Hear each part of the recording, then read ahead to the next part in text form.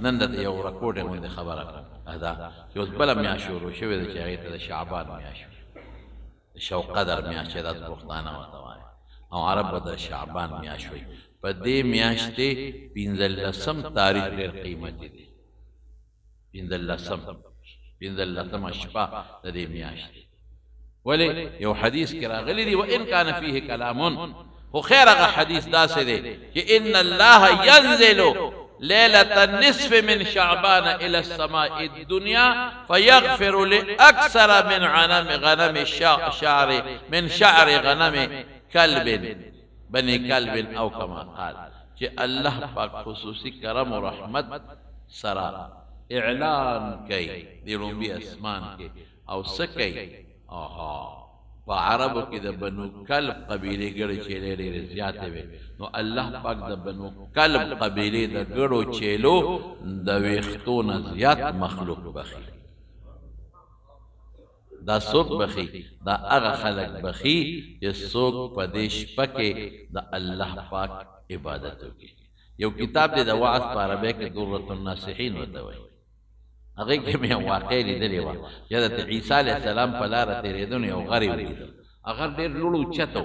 نو دې وروخت الله د قدرت دپاره چې وروخت د غر په دې څوکه باندې یو تیږه پرته وه تیږه ته وښویده چې وښویده عیسی علیه السلام چې وکتل نو لاندې دورة الناسحین دی غالبا که دورة الواعظین دی زه پکې تېرېږم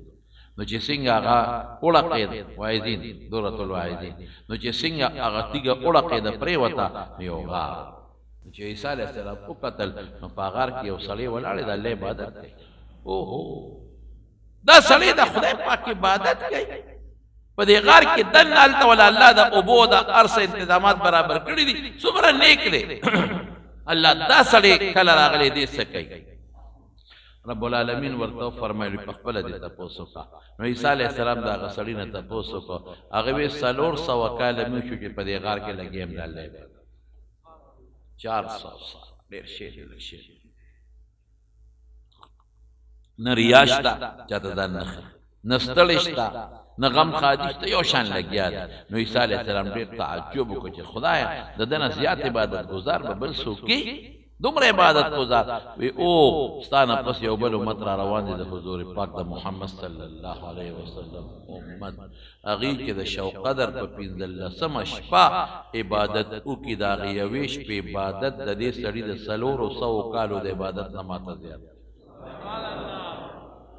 په دغه شپه به الله ته عبادت کوې که خیر انشاءالله او شب قدر ورته موږ وایو دا نور خلک ورته شب برات وایي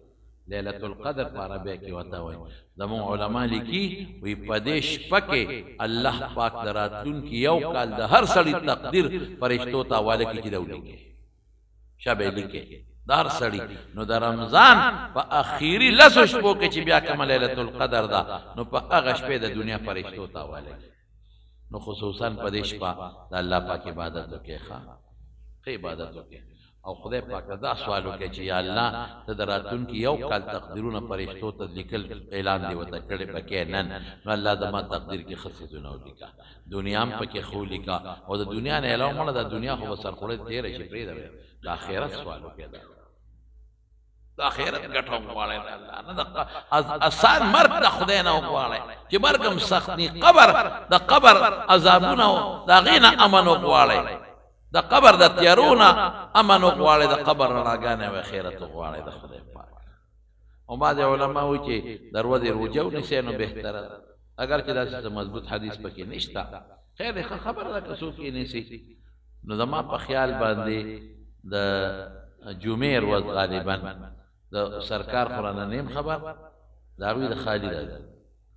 زمونږ د ملک د پاکستان د خالي ورځ راځي سعودي جمعه راځي خو موږ به د خپل ملک سره خپل انتظام ساتو ښه د خپل ملک سره نو د خالي ورځ راتلونکې د شو قدر 15 ده او د خالي شپه د جمعې نه پس د خالي شپه دا د شو قدر شپه ده دعا وکړئ چې رب العالمین موږ ته د عبادت توفیق راکړي الله موږ د پریشانو آفاتو نه په امن کې وساتي